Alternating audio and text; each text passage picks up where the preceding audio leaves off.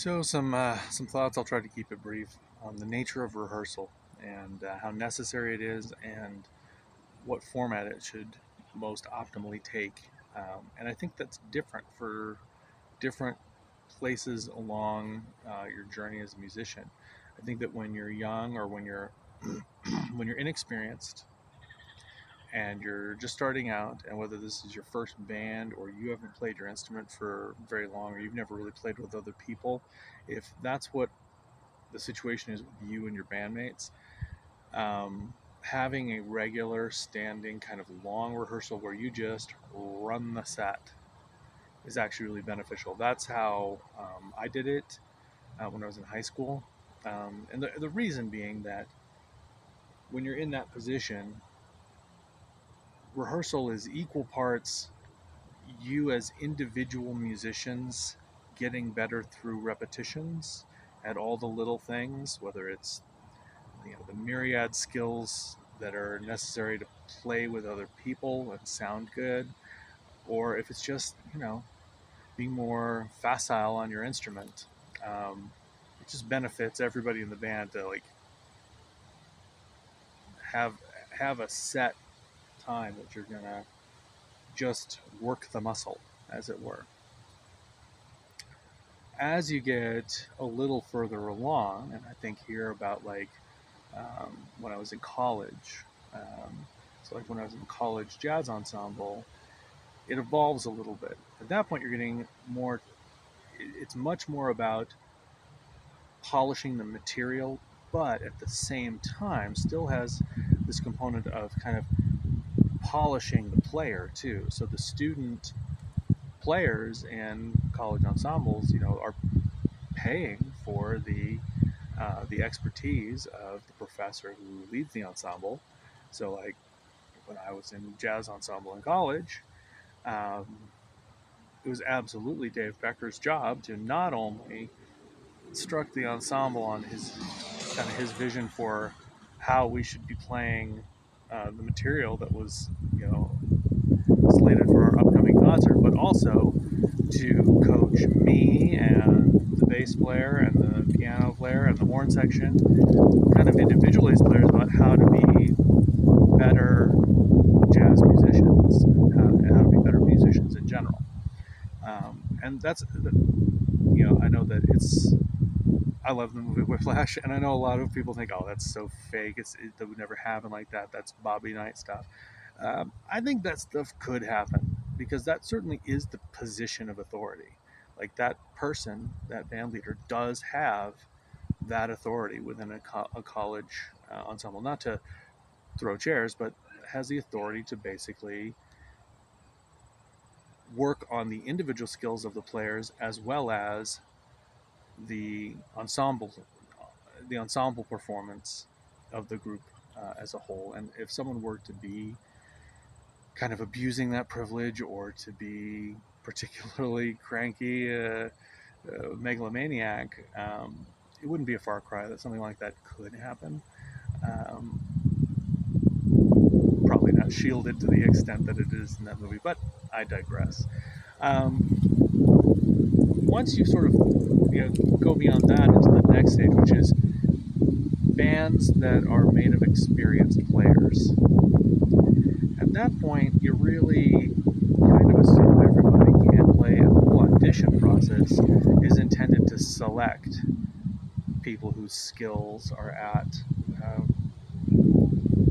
the appropriate level, people who can hack it, people who have got their own individual skills down to the point that they already kind of fit, and now we're just talking about making the material, we're getting familiar with the material. And I think that a lot of bands are kind of still in that stage, but they still fall prey to just running the set without the next thing, which is what I think.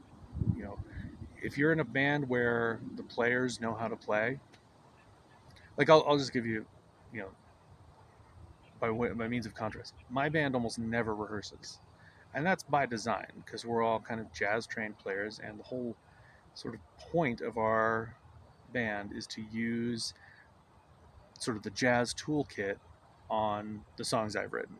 So we're intending to show up at a gig and not necessarily play it the same as we played it before, but to approach it fresh and to use our ears and to use our intuition and communicate with each other musically to go with the flow and create something new that sounds good in the moment. So given that that's what we do, rehearsal would be almost counterproductive. We do sometimes rehearsal and we have to do something that's targeted, and that's what I think that musicians who are in bands where um, the musicians can play and you've already crossed that initial hill of the introduction to the material we plan to play. At that point it's no longer necessary or particularly helpful, or in my opinion particularly valuable, to have a standing long rehearsal. I don't think that you get much better doing that.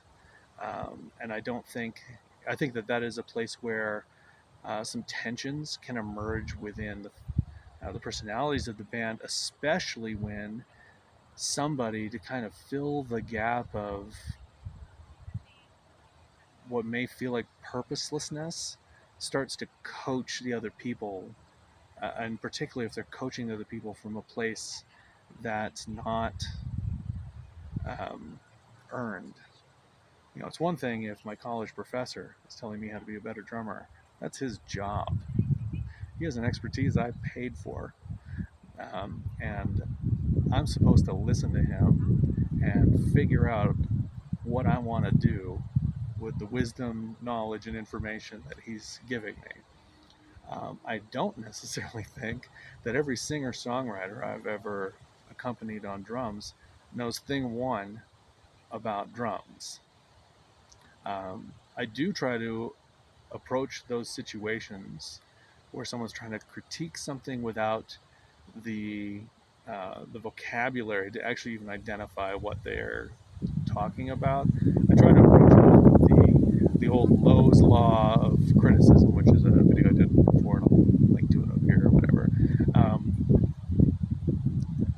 But I think that it's more broadly applicable to bands as a whole. I see this all the time when I happen to sit in on somebody's rehearsal, is that the rehearsal's really not getting much accomplished.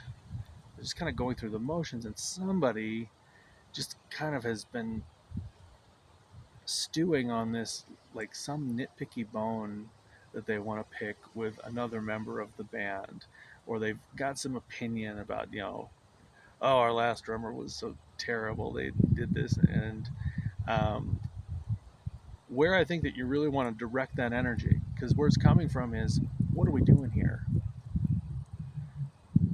What's the purpose of this rehearsal? Yeah, we're running these songs we all kind of know on some level.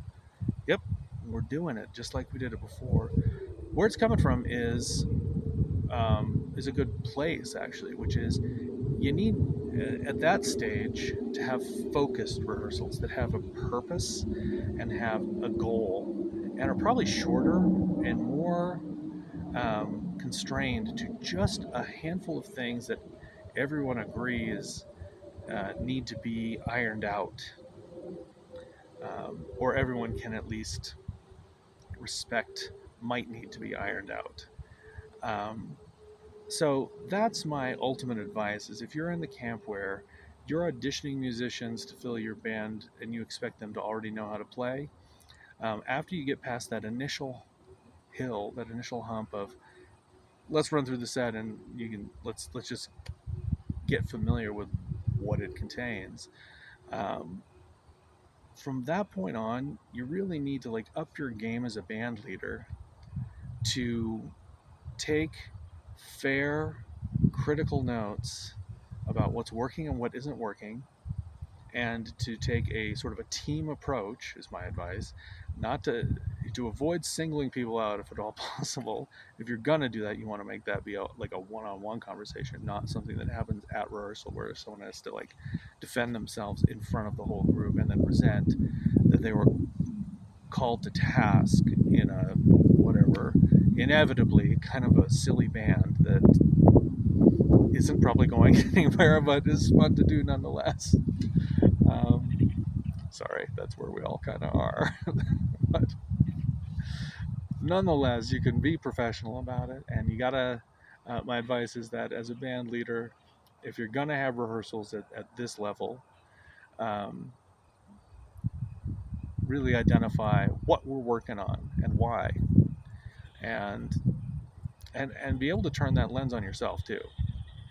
One of the most effective ways to have that kind of rehearsal is to say, I'm struggling with this thing. To identify your own struggles, because there's probably plenty there that you can fix.